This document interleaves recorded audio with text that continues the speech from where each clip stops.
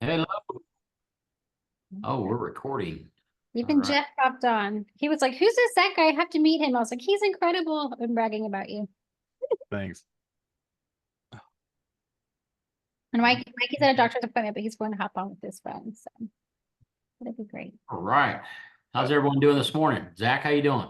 Good. How are you, sir? Good, man. You have the same name as Zach, and you almost look like Zach Brown Band. Yeah, not. I wish I had his money though. Yeah, that'd be cool. Half of his money, I'd be happy.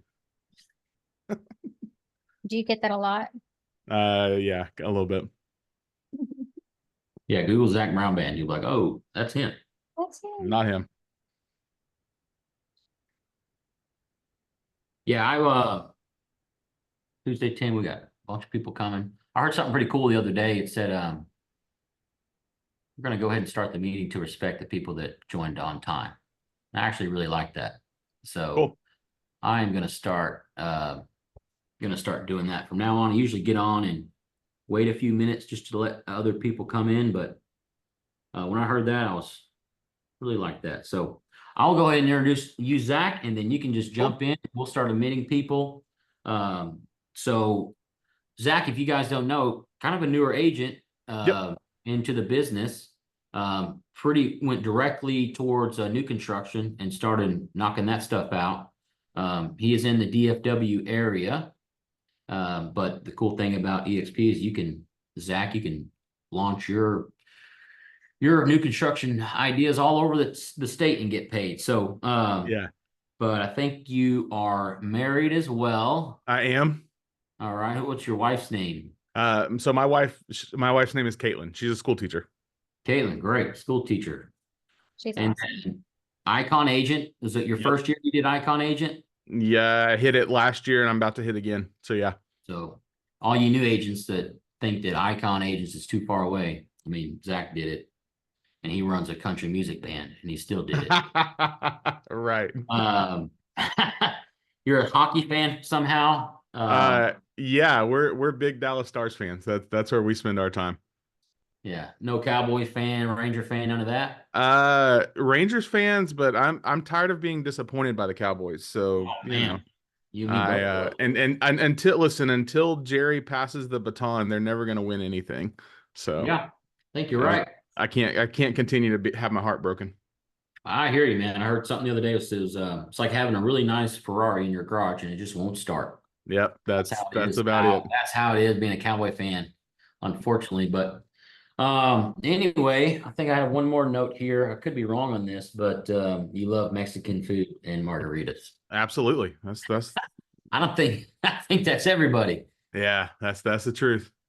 But yeah, so yeah, thank you for doing this. Yeah. We Thanks, try to do guys. this every Tuesday. We have a different guest. Sometimes I'll do it, Amanda do it. We love our agents to do it because everyone has a different business. When I started, I went straight after investors. Some people go straight after new construction. Some people go straight after first time home buyer seminars. Some people, whatever, they try to find a niche. And Yep. I just did investors. You're doing new construction. So just jump in, and if you have a presentation to share, feel Yeah. free to. And then All you guys, righty. if you want to start throwing questions in the chat, I'll start reading those to Zach maybe towards the end. Yeah. A lot of time people ask questions, and then you're going to cover it in the next slide. So just Yeah. talk in the chat and get going. Awesome. Thanks, guys. Hey, I appreciate the time to hang out with y'all. Let me see if I can. I'll share the screen, do the presentation. If you have questions while we're going, like, feel free. I'm super easy. Just ask away, and much rather hit it while we get there. So I want to talk through like why I'm doing new construction, like how to do new construction, how to be effective in that space, and then like what we're doing to generate business in that space. So I'll straight up tell you on the front end, 95% of my business is new construction and 95% of my business is generated through YouTube. So that's kind of what we're going to talk about today is like, hey, why the new construction space? And then like how we've kind of made that happen through YouTube. So let me see if I can share the screen. All right. Y'all can see that, yeah? Yes. Perfect. Okay. We'll jump right in. Like I said, my name is Zach. I've been a licensed agent since 2020. I have been a full-time agent since the beginning of 2022.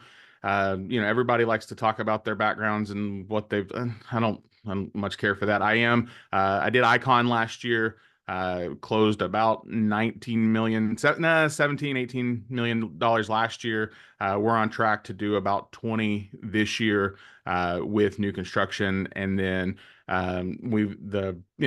helping as many people as we can, a lot of relocation buyers and a lot of people here in DFW. So I think for a lot of agents, one of the biggest, I'm gonna get my screen to click. I think this is the three things everybody's talking about right now, right? You can't look at any Facebook mastermind group or any email or any Instagram or any thing without hearing somebody talk about the NAR lawsuit, the high interest rates, and the low inventory. And I will just be transparent with you and tell you I am not worried about any of those three things. For one, on the NAR lawsuit, that changes a little bit. We've all talked about that in detail. But at the end of the day, my sentiments, I think builders are going to continue to pay. Most builders recognize that the 80 to 90% of their deals have a realtor attached to them. Most quality builders recognize that, and most builders truthfully budget their real estate commissions inside of their marketing budgets, and they're not tied to the margins on their houses. So they're all going to continue, at least in my experience for now. We'll see how things change. But there's not this conversation of, hey, I got to make 1% or 3% or 4% or whatever it is. Because they're not regulated by TREC. So they can do kind of what they want to do. And from what I've seen here, at least in DFW, most are going to continue to pay realtors to be involved in those transactions because they recognize the need for them. Secondly, everybody talks about interest rates and, they've been 6, 7, whatever they are. Honestly, again, not a worry because builders have money built in to their incentives for buyers to get lower rates. We wrote a contract yesterday for a buyer that's getting a 4.99 permanent buy down with a 3.99 buy down on the first year with an additional $10,000 in closing costs from the builder. So when that interest rate conversation comes up and it's like, hey, we've got high payments, we got to figure this out. We got to figure out how to get seller concessions. We don't have to figure it out. Builders are already building it in, and there's more money to be pulled from the builder to get into that space of getting rates to a place that makes sense for our buyers. And then lastly, of course, the low inventory side. I mean, this continues. Here in DFW, we're continuing to see people move here every single day. It's one of the continual growths. I read an article last week that said something like 1,000 people a day are moving into the DFW market on top of the people that are already here. So there's this low inventory feeling. And to be honest, like when you get into the resale space, like I honestly, every time I get clients that like want to do resale, I try and refer them out because I don't like doing it. Because at the end of the day, it's like, oh, I've got to negotiate against somebody's emotions, right? And this is like, oh, this is where Susie and Billy, they grew up and they took our first steps and we have all these amazing memories. And I'm like, I don't care. It does not make your house worth more than the house next door. Your emotions are great and you need to make all this money, but at the end of the day, it doesn't make sense. Whereas from a new construction perspective, we can specifically look at data and we can go to the builder and say, hey, we understand you've got 15 pieces of inventory sitting on the market. Here's what the data says. Can we make a deal work? And it's a simple yes or no. And if the numbers work, the numbers make sense, we can make that happen. So we can easily overcome all three of these things in the new construction space. So new homes, in my opinion, are the answer for us to look at for the things that for clients that make sense. Again, it's just one of those things where it's like we can come in and look at it and say, hey, how can I be a value? That was weird. How can I be of value and promote the new homes, understand the new homes? Because if I'm honest, I've seen a lot of agents that try to do this and they kind of, they're not sure what their role is or they don't want to take this on. They're like, oh, I don't want to wait on a paycheck. I don't want to do all the, I don't want to have to wait 6 to 9 months. Honestly, the benefit with doing new construction is you can do a combination of both, right? So we can look at this from the perspective of, hey, they have inventory that can close on a normal timeline within 30 days, 30 to 45 days. They also have things that can be built and you can build out your pipeline 6 to 8 months down the road. I don't know any other agents that I talk to, like when we start looking at things that we have on the books to close, excluding what we have for 2024, the first quarter of 2025, I'm sitting on $7 million pending in build contracts that, like, again, paydays that are coming January, February, March, April. So when we work in this new construction space, we don't have to so much be like focused on like, oh, I need to make this much this month. I need to continue going, because we can extend our pipeline and get to where we have this balance of like, hey, we have quick move-in options, we have longer terms, and then of course we have full build jobs working through with production builders. So I want to kind of talk through a little bit of the process, because this is a different feeling. It is a little bit different when we do new constructions versus doing resale.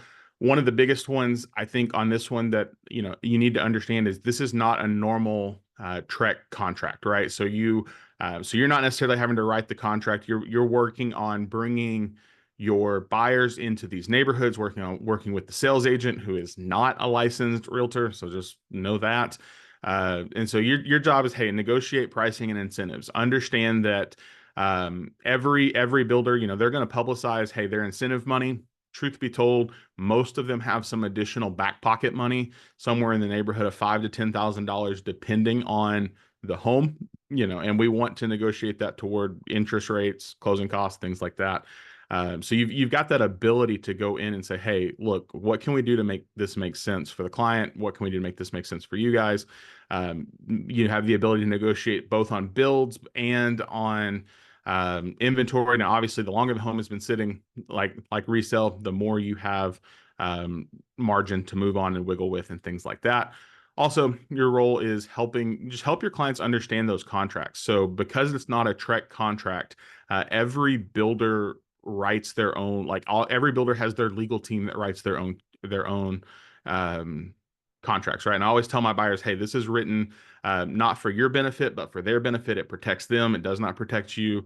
But there's clear, the biggest things in those are the clear language regarding timelines of completion, the clear language regarding what happens, with their earnest money if they can't close or they don't close. All of those things, mediation, arbitration. So it's just your job is to kind of help walk them through that, help them understand that.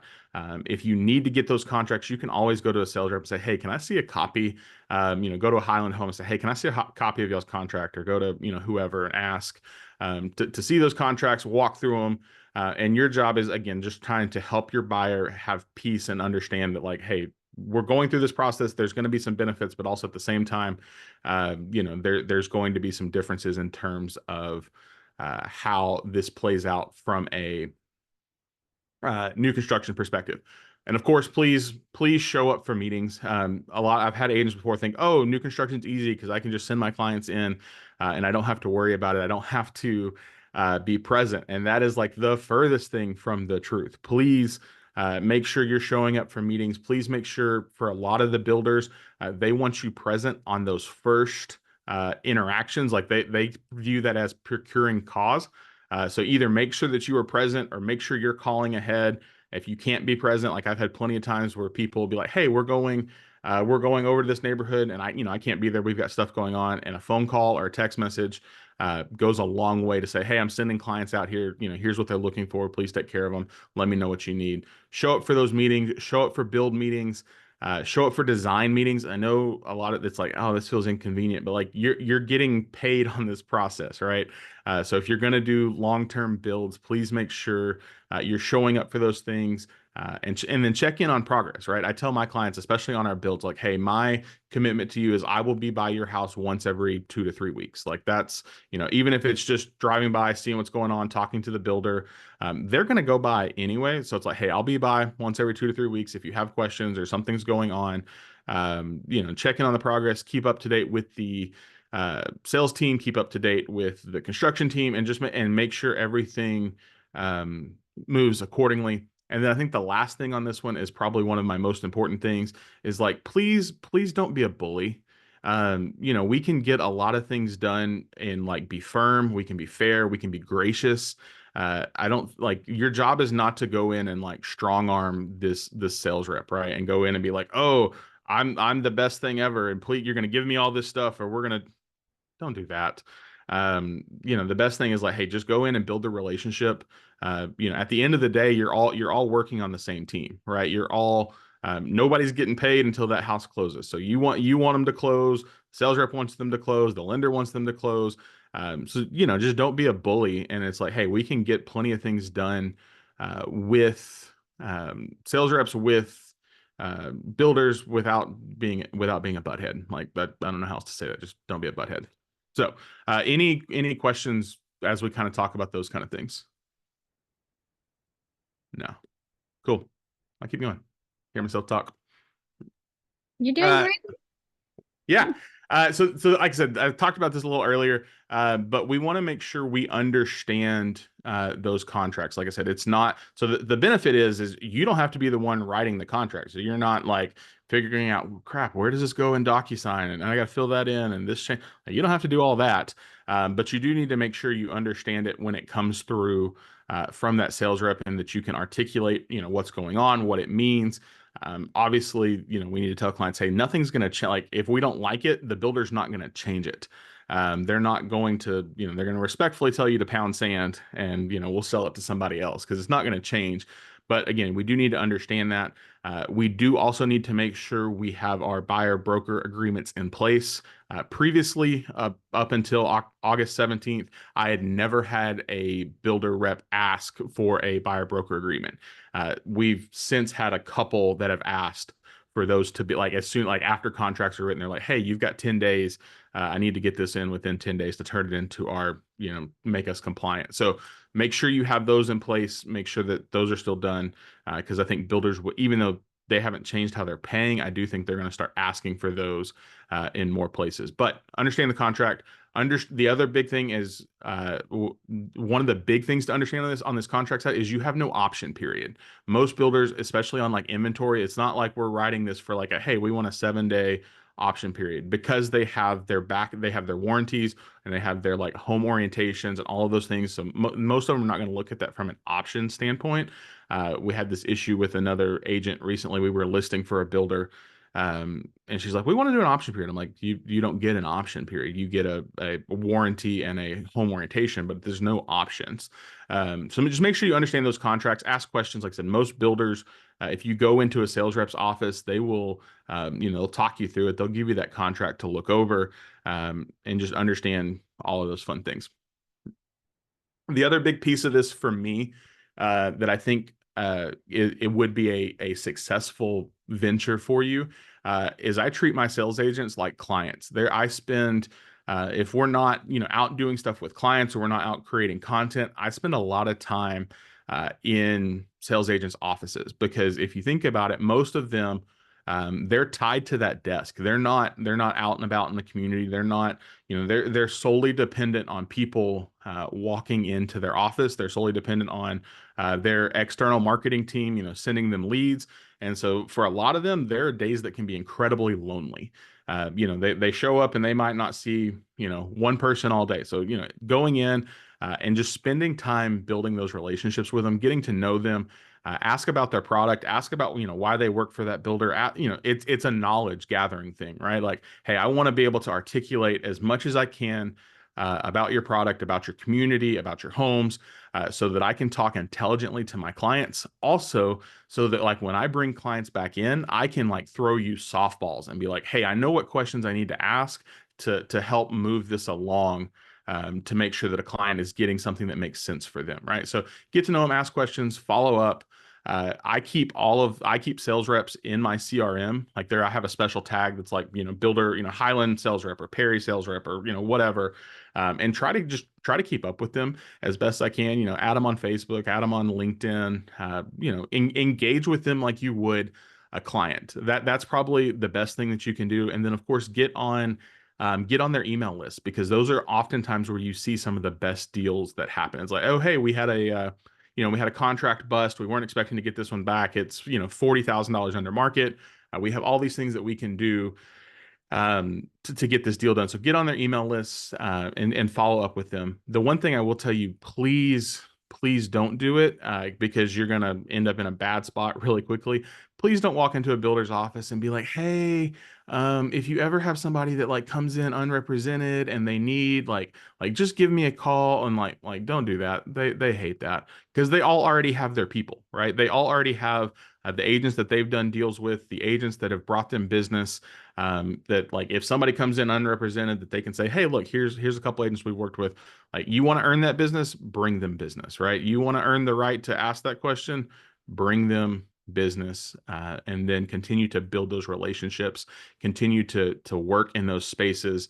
Like I said, that's the three biggest things I spend time on every single week is content, clients, and sales reps.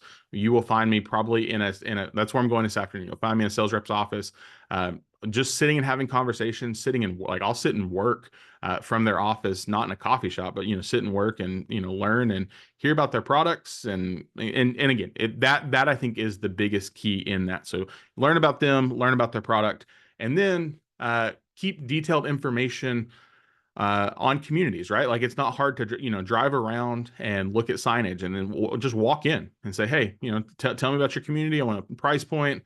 I want to know HOA. Do you have a MUD? Do you have a PIV? Like, what's the tax rate? Tell me about the schools. Just like ask the right questions. It's like, hey, ask the question and just let them talk. And then I keep a spreadsheet of all the different information so that when clients come and they're like, hey, we're moving here from Arkansas. We want to be in North Dallas. We want 4 bedrooms. We want 3 bath. We want 3,500 square feet, and our budget's 750. I'm like, okay, well, I've got 3 communities right off the bat I can send you that I know have inventory, or I know can build, or I know have the specs that you want. And you keep up with those things, right? And then it becomes you can take those and turn them into lead magnets. You can take them and turn them into email campaigns. You can take them and turn them into social media posts, or whatever it is. Like, keep that detailed information and then promote it.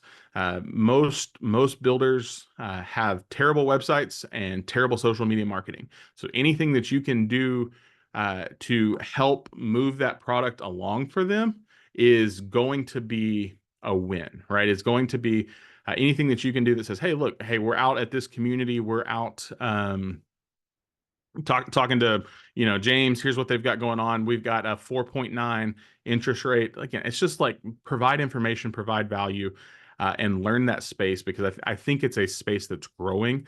I think it's a space that provides a ton of opportunity if you do it right. And like I said, new construction pays me handsomely. We've built 3 different houses. I've never bought a resale home personally. So that was kind of how we got into this space of like, hey, we had good experiences. We saw an avenue, we saw a market. And we're just learning how to dominate that space and learning how to be effective and learning how to articulate those things and be of value to our clients. The other thing about this is once you have these relationships, like I've closed deals on vacation because I've just been able to send clients to certain builders. Like, I'll have a client call me and they'll be like, hey, we're in town. We're doing this week and we want to work with you. Awesome. Here's where you're going. Here's go talk to the sales rep. Send a text to the sales rep. Hey, they're coming. I'm out of town. We're good to go. And then they'll call me back and say, hey, we found a house that they loved. Talk to me about what y'all want to do on details, contract, and we'll get it sent over and put that deal together. And it's a win, right? The other secret thing I would tell you with builders is, so as we talked about in the beginning, is that fear of what happened with the lawsuit. A lot of builders pay bonuses. So a lot of them, it's not just 3%, it's 3% plus 5,000, or it's 3% plus 10,000, or it's 4%, or it's 5%. And I look at that honestly from the perspective of that allows me to be generous with my clients, right? So when we know a builder is paying 3% plus a $5,000 bonus, we can look at that. And of course, we can negotiate the best deal possible for our clients. But then it comes down to, hey, we need $2,800 to get out of our lease. I'm like, done. I'll write you that check. Like, I will happily give you a credit for $2,800 to get you out of a lease, to get you into this deal. Right. So to date, the things I track, we track volume. Of course, we track GCI. We track number I track how much we've saved our clients, like in terms of incentives, and how much we've given back. So to date, we have saved this year alone, we've gotten $448,000 worth of incentives, and I have given back an additional $92,000 in credits to clients based on new construction. That's Uh, good yeah, info to yeah, have.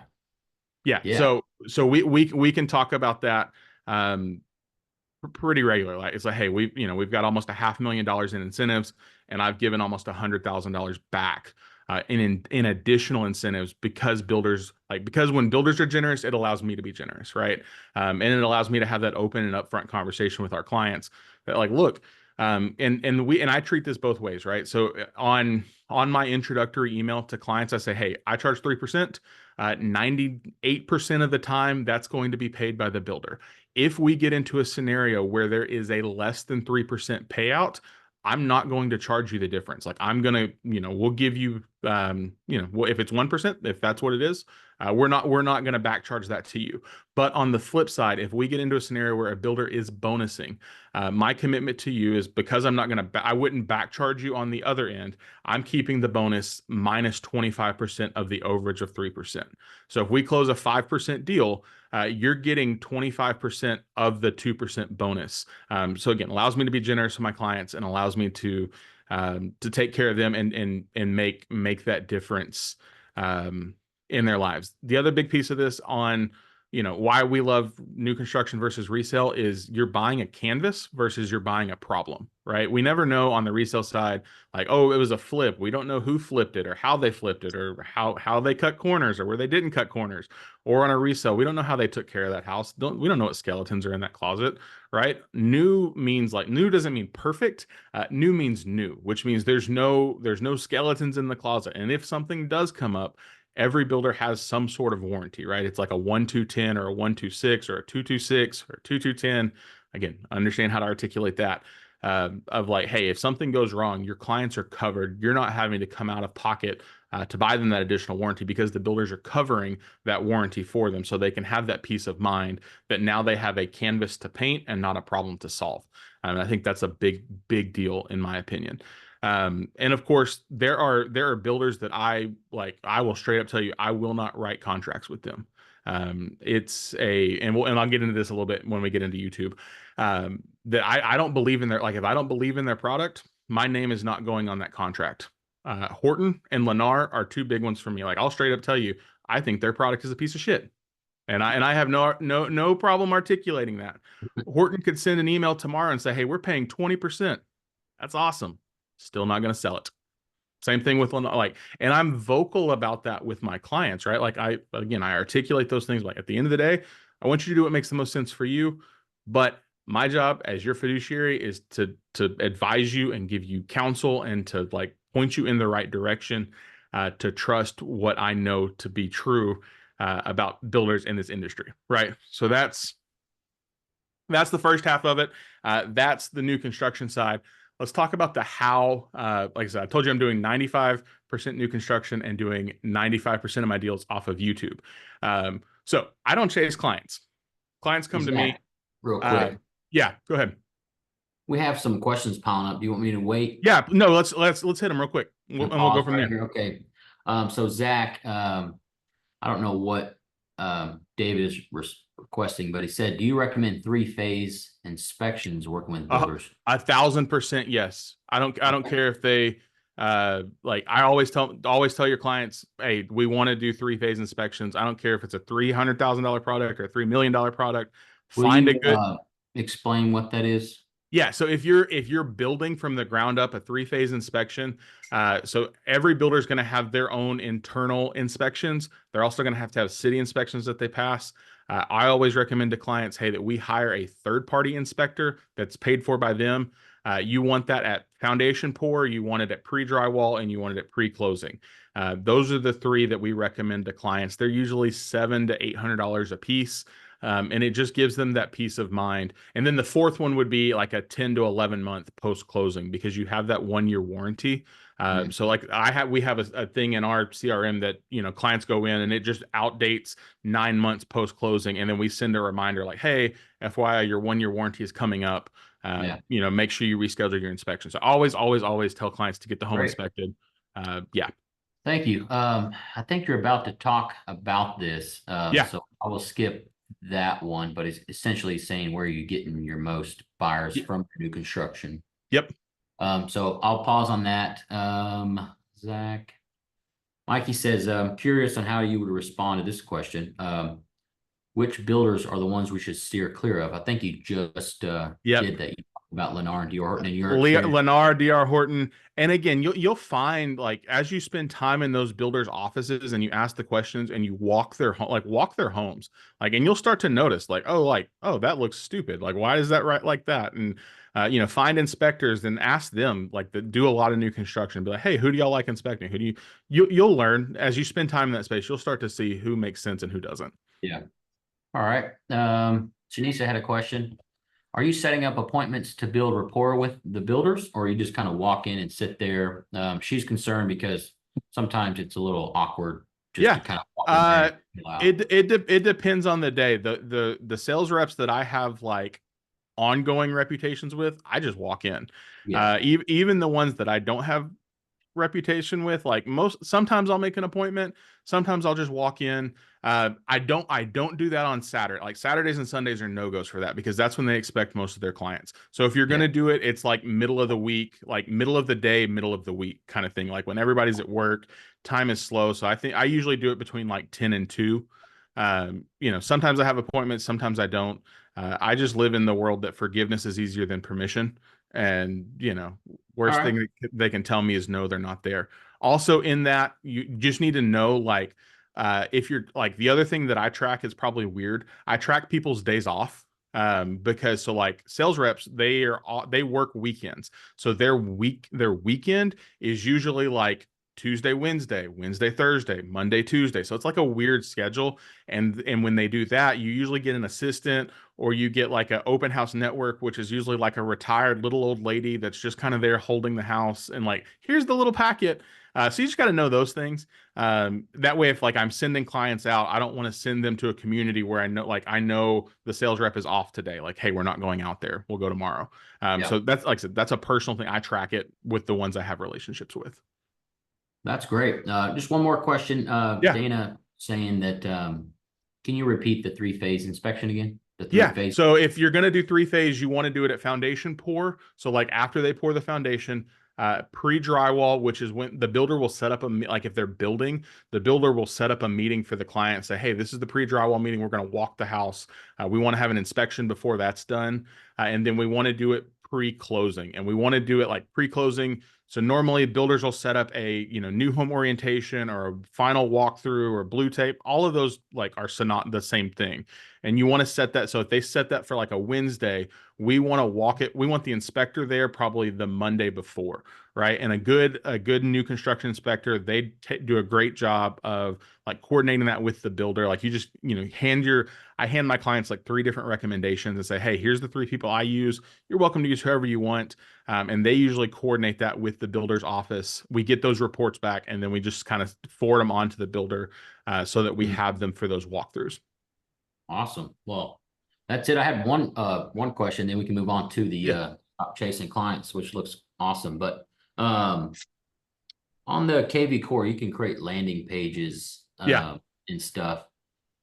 Obviously, if you don't have a contract with the builder, is there someone that can give you the approval to create some landing pages for some properties to start driving leads, or how does that work? Is that more of a broker question, or? Forgiveness is easier than permission.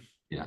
So just, I mean, on it, like, I just promote like they see it. Builders all see that as free marketing, right? Like, we're not saying that we have these homes listed, because a lot of them hit the MLS, but a lot of them don't, right? So it's just, it's less I think about it less about individual properties and more about collections of neighborhoods. So, like, if you're looking at it and it's like, oh, hey, this is the Waterview neighborhood and there's 5 builders in here and we're promoting from 400 to 700. I think about it more like that than I think about it as, like, this is 367 North 42nd Street. have a landing page, do a squeeze page. So landing page is traditionally for one property. Squeeze page, you can put multiple properties. Okay. Good, man. Correct. So yeah, think about it like like location driven, community driven, and price driven, not necessarily one singular home driven. Oh, and Hey, Sophia Jeff. has one more question.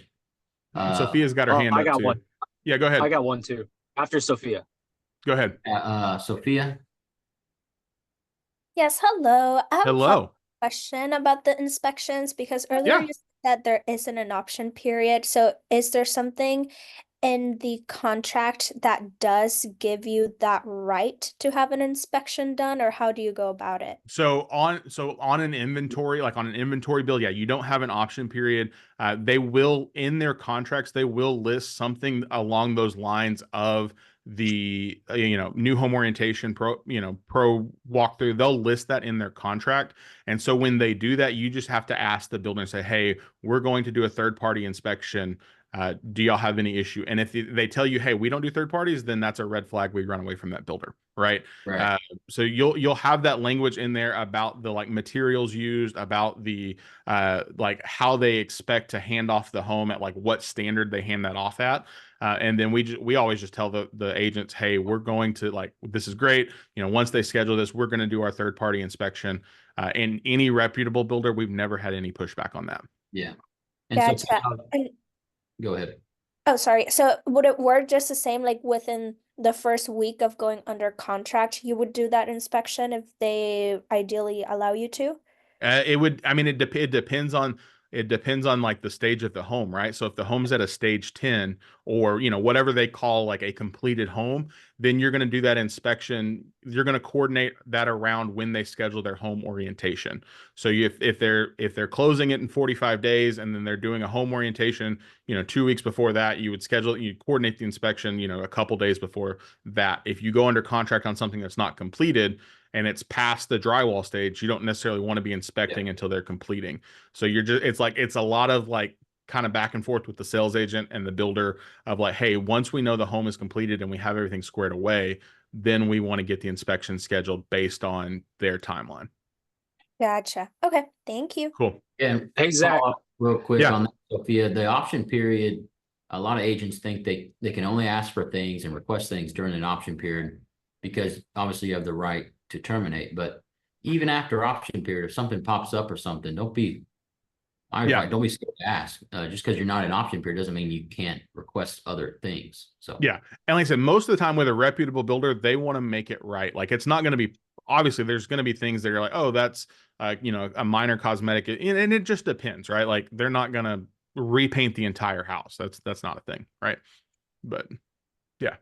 Hey, Ryan, Zach, real quick. Yeah, the 25% that you're, crediting back to your client on any overages of 3%, which is a phenomenal, that's a phenomenal idea. I'm going to steal that immediately. How do you, if you run into a situation where they're maxed out on assistance based off their loan or whatever, it's like, how would you go about it at that point? So you're getting whatever, an extra 5,000, 1%, but then you can't really give them anything else because they're maxed. I mean, the lender cannot do it.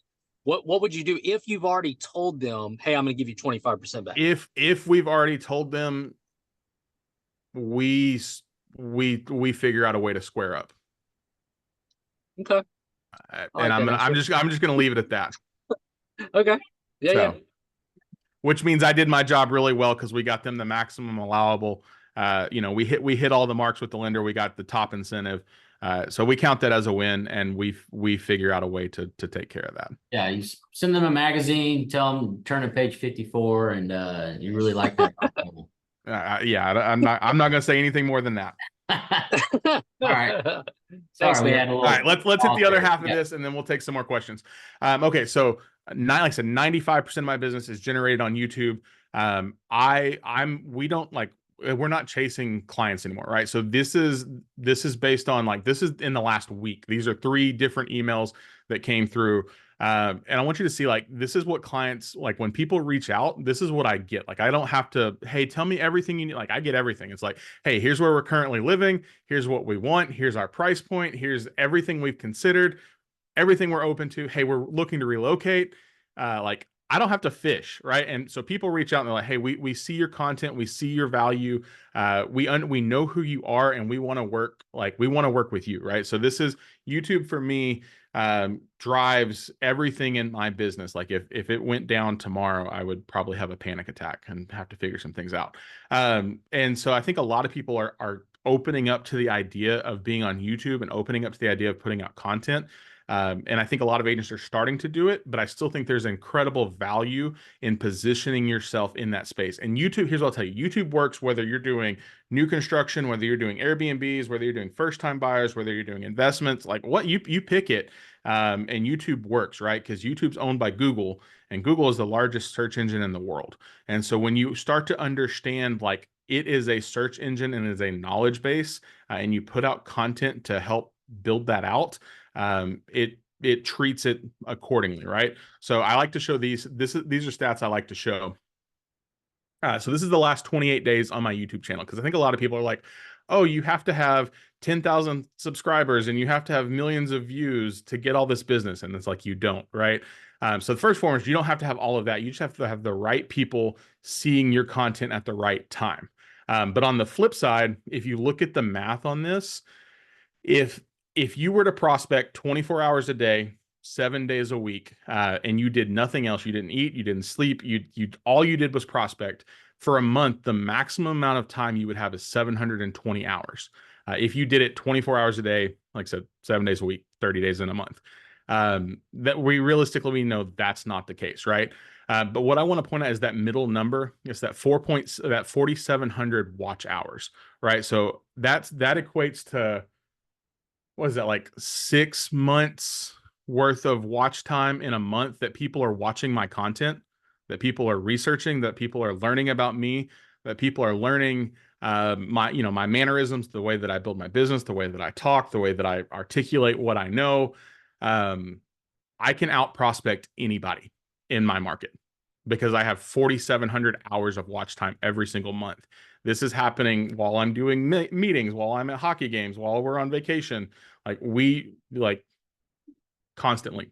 So show you that. And then I, show you again to spread that out over the course of 2024. So we're, 8 months into 2024, and we have 34,000 hours of watch time to tell you, like that feels like a lot. And there are people that way outpace me. And there are people that don't outpace me. But like from a prospecting perspective, 34.9 hours of watch time is the equivalent. If there's 80, I didn't know my notes. If there's 8,765 hours in a year, in 8 months, I've prospected 3.98 years on YouTube because people are watching my content, because people are engaging and asking questions and showing up, and we're showing up consistently in spaces that make sense for them, right?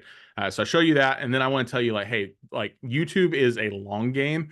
I think so many agents, whether you try, we all try different things. It's like, oh, if it doesn't work in like 60 days, I'm giving up and I'm doing something different. So for me, this is kind of what my YouTube journey has looked like. So I started on YouTube in April of 2022. You can go back and watch some of those first videos, and they are god awful. Like they are freaking terrible, but people liked them for whatever reason. We didn't close our first contract from YouTube until October of 2022. It was a client that was relocating from Atlanta here to DFW. I remember that phone call in September. He's like, hey, I found you on YouTube. And I was like, you did? Holy crap. You're a real person. You actually called, and we made this work. So we had our first closing October 22 from YouTube. So doubled down on content, was doing 1 video a week. And I was like, okay, awesome. We're going to double down. We're going to do 2 videos a week. And then doubled down again at the start of 2023 and said, hey, we're committing to 3 long form, which means longer than, like, for me, it's longer than 6 to 8 minutes. Now we're upwards of, 15 to 30, depending on the content. 3 pieces of long form video every single week. And we hit that in 48 out of 52 weeks of the year. And then, like I said, YouTube last year, we did, $17 million in GCI. We iconed, was top 20 in production for EXP in Texas. I treated YouTube like a job, and it paid me, and it pays me accordingly. So like, this is my biggest form. I don't spend any other marketing dollars. I don't buy any other leads. I don't pay Realtor. I don't pay Zillow. I spend money on YouTube. I spend money and a little bit of money on Facebook ads and Google ads. But YouTube is the biggest expense in my business for how I've grown it. And then as of 2024, I said we have 95% of our business generated here. 90% of it is new construction. And as of this morning, I have almost $7 million pending for 2025, not including what we have pending for the rest of 2024. So if you like start treating YouTube seriously and take it seriously, it's a space that will, like, as you learn it and as you do it well, it will pay you accordingly. Couple of video topic ideas. If you're going to do new construction, it's new communities and it's model homes, and people will be like, oh, well, somebody else already shot this community, I don't have to do it. Like, no, do it again. Because nobody speaks like you speak. Nobody has the experience that you have. I recognize that I'm not everybody's cup of tea. I'm okay with that, because the people that I am, like, again, they're sold on me. We're working together. We're making it happen. The emails come in, the phone calls come in, and it's like, hey, do you have time to work with us? Of course, absolutely, I have time. So we cover new homes, we cover communities. I talk a lot about the new home process of how it's different, understanding that contract, understanding warranties, understanding blue tape, like all those things that make it different for buyers that are saying, hey, I think we want to get into this space, but I don't know how, and I don't know what I'm supposed to expect. So we talk a lot about that process. Talk a lot of area coverage. Hey, and here's what it's like to live, if you're in Dallas, like, hey, here's what it's like to be in Prosper. Here's what it's like to be in Rockwall. Here's why we don't go to Mesquite. Here's all of those things, right? And so it's, video blogs. You can find plenty of people that are doing this. And like I said, you find your own voice, and you find your own avenue in this space. And here's what I would tell you, like, if you're going to do this, please show up with authenticity. Be who you are, right? I show up to meetings in shorts and t-shirts. I show up on video in shorts and t-shirts. Like, I'm never going to be in a suit unless I'm dead. So you're not going to see me in video in a suit. Like, it's just like, I show up authentically. My sarcasm shows up, my jokes show up. And like I said, people find that human interaction, and they're like, they call me and they're like, oh, we know you. Like, we've been like, which video was it? They're like, all of them. Like, I have like 300. They're like, yeah, we watch you like religiously. I'm like, oh, okay. People here in DFW, people outside of DFW. Show up authentically, and then the right people show up for you. Secondly, treat it like a job and a priority. There are time blocks in my calendar for YouTube content, research, creation. Like, you're not getting on my calendar Thursday afternoon from 2 to 5. Like, you're just not. That's YouTube. Nothing else happens there. I keep that calendar religiously to create content, and again, treat it like a job. And this one for me, the gatekeeping thing, I think this one's hard. And this has kind of been a learning process for me over the last 6 months. Is I've kind of shifted my mentality of saying, look, everything I've got, I'll give away for free. If it genuinely helps somebody, I'm willing to give it away. There are probably, who knows how many deals have happened because somebody's watched a video of mine and they never called, right? But it helped them buy a home. I've been in neighborhoods, following up on stuff, and somebody will come by and they're like, hey, you're Zach, right? And I'm like, yeah, like, I watched your video. It was awesome. We bought a house here. I'm like, I love that. I'm super awesome. And I'm not going to gatekeep. I'm going to tell you, like, I think so many agents are like, oh, hey, here's what's going on. Now call me if, like, shut up. They can find it online, right? Like, give it all away. Get tax rate, mud, PID, price, incentive. Tell everybody everything they need to know, because if you don't, somebody else will. And I think that brings value to the table. I always want people to look at it and say, man, if Zach's willing to give us this much for free, how much better is it going to be when he's like paid to be our representation?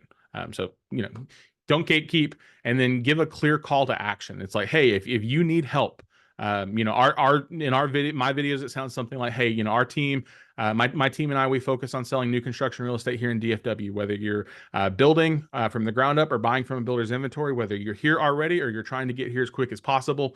We want to help you. Our contact information is down below, but I can't help you unless you reach out. So you have to, like, take the first step, reach out, give us a call, shoot us a text, send us an email, and we're here to help any way we can. So give that clear call to action on what you want people to do. And then I think the next one is this goes back to what we were talking about earlier, is you have to extend the timeline for success. So I think a lot of times agents look at something like, if I don't get a deal from this in the next 60 days, I'm not going to do it, right? And you're like, well, I did this for a week and it didn't work. it takes time. Like the algorithm has to learn, and it's like an avalanche. It starts really slow and then it starts to build up.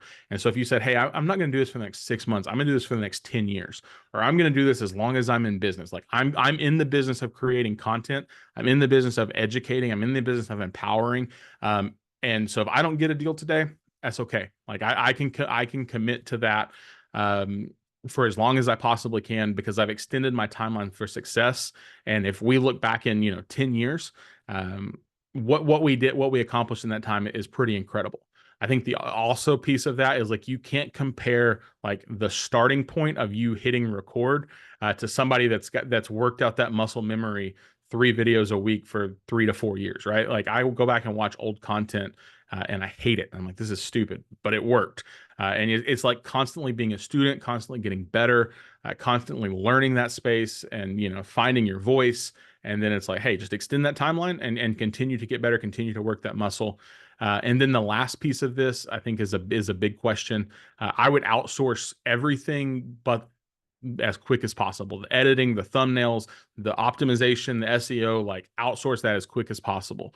So when I started in 2022, I was like, oh, I'm going to figure out how to edit my own videos. And then I realized I was like, this is stupid. I don't know how to edit video. Like it's taking me way too long and I need to be focused on other things so I could outsource it. So I went to Fiverr and I went to Upwork and I was paying, $20 to $50 a video. And that worked for a little bit, but then it wasn't consistent. And I was like, okay, well, this is stupid. So I finally got to the point where I hired an agency. Like I said, they're probably the biggest expense in my business, but they pay for themselves 10 times over with content, with the ability to help put everything. Like I literally hit record, send them my notes, send them the content. Within 24 to 48 hours, I have edited video. I approve it. We approve a thumbnail. They post it. They optimize it. And it's good to go. And it allows me to keep doing the things that I want to do. And I use that as like it's a leverage conversation, right? Like, hey, I understand what my time is worth. And if I can outsource that and continue to do income producing activities, that's what I want to do. So I give you all of that. And then of course I wouldn't tell you that without telling you I want to help you. So this link will take you to the company that I use for editing. I will tell you straight up, they are not the cheapest, but it is an investment. Like I said, I don't invest in anything else beyond YouTube. And again, in my mind, it's worth it. So I will actually put this link down in the chat as well. And then I will also tell you, because I went and asked, so they're a local company here in Dallas. He's also another fellow EXP agent. I said, hey, we're going to do this. Can you give me a discount? And he's like, yes. So I will, if you choose to sign up with them on a monthly basis, I have a code for 50% off of your monthly editing fees. I will drop that in the chat as well. So I'm going to stop sharing my screen. I'll put those things in there. And then we can take questions and finish out our last 7 great, minutes. Man. This is one of the, not to discredit anything we've done in the past, but this was a great session, brother. So thank you. Yeah, absolutely. If you can put, your own YouTube. I'm gonna drop these in the chat down below. Yeah. You can put your own YouTube in there so we can subscribe as well. And then you should, I think we have about 50 people on. If you don't subscribe to him, I don't know, you don't take your business very serious. Hey, do your thing. No, you should do that. Okay, there's that link. I'm going to scroll up and do a little bit of questions in about 5 minutes. Creator 50. Okay. So that code should do 50% off, and go through that link and go from there. So yeah, like I said, I don't have it all figured out, but I'm mostly willing to be an open book and tell you anything I know, any way I can help. Well, thanks, brother. I'm going to go just see if I have a few questions, and then we'll try to finish promptly at 11. But do you have a video coach you can recommend? But I think you just, they're part of that. Just said that. Okay. Yep.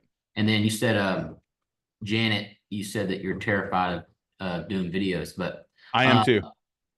My best advice I've gotten, I don't do a ton of videos, but the best advice when you record a video, and this could be terrible advice because I have like 400 subscribers, but just don't rewatch it and don't try to perfect it. Just freaking get the content out there. And it's better than perfect. It's more raw. It's more raw and personal if you kind of screw up and you say something, Yep. you go, "Yeah, I didn't mean to say that." Don't ever say I didn't mean to say that, because they don't know what you have prepared anyway. Well, and again, it's authentic, right? Like I leave Yeah. it all in. We leave it all in there. We tell jokes. It's like, oh well, screwed that up. I'm like, come on. Like again, it's people want to interact with humans. Yeah. So And then you have a specific amount of hours you try to put aside to create content and edit content, or is just kind of I have about 8 hours a week booked in my calendar. So 4 hours or three-ish, 3 to 4 in terms of like research, and 3 to 4 in terms of like actual shooting content.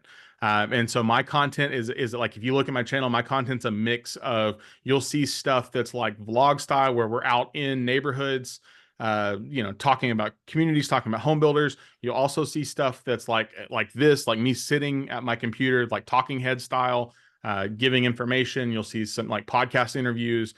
So it just depends on the week. Like I said, I'm doing 3 a week most weeks at this point. And again, having an opinion and like sticking to my opinion, right? Like I think everybody's like, oh, you could do this. I'm like, screw that. I'm gonna tell you, this is a good idea, this is a bad idea, and here's why. And if you don't like it, you don't like it. That's fine. Like I have an opinion and speak on it. Well, great. I don't see any other questions. We got a couple more minutes, or we can cut it and go from there. Does anybody have any questions? They want to open their mic real quick? The one thing I'll say really quick about Zach too is don't be afraid to get the people that disagree with you, because there's so many people on any social media and I've interacted with Zach as well on them, but it's like they'll sit there and they're just a hater. To be honest with you, that's what they come off as. They're like, you don't need a real estate agent, fun. you don't need this, you don't need that. It's And so Zach, fun. he goes back and forth with them, and don't be afraid to do that. That's what you should do, because again, people like authenticity, and that is exactly what Zach is. Yeah. So Nam had one more question, but it may have you may have put it in the link. But said, do you shoot your content by yourself, or do you hire someone to do it? Is that in that? I shoot for myself. I don't edit. So I'm a technology dork. Like I spend way too much money on cameras, and so you have you prefer the route of just get the higher end equipment, so you don't really have to edit a lot of stuff. Oh no, there's still tons. I just don't edit. Like the company that I use, they edit for me. Okay. Like I said, I buy way more equipment than I should, because it's a tax write-off, right? Like it's Do you utilize for follow-up and stuff like that? Do you utilize KV Core or what? I did, and then I got to the point where I didn't like KV Core as much, and so I've actually I've been trying to build my own thing and go high level. So we're testing some things and trying to build something that makes sense for what I want to do. Okay. Anyway, I think that's it. We're almost at the top of the hour. So thank you, Zach. Yeah, thanks guys. I appreciate y'all. If y'all have, like I said, you can find me on YouTube or find me. And if you have questions, or you want to, be part of this thing, or if I can help in any, seriously, if I can shoot me a text, I'm here to help any way I can. Would love to, and I mean that. I seriously do. All right, guys, you'll have a great week. Thank you, good Zach. stuff, Zach. Thanks, guys. I'll make sure you like and subscribe, and then go from there. Cool. Thanks, guys. See y'all.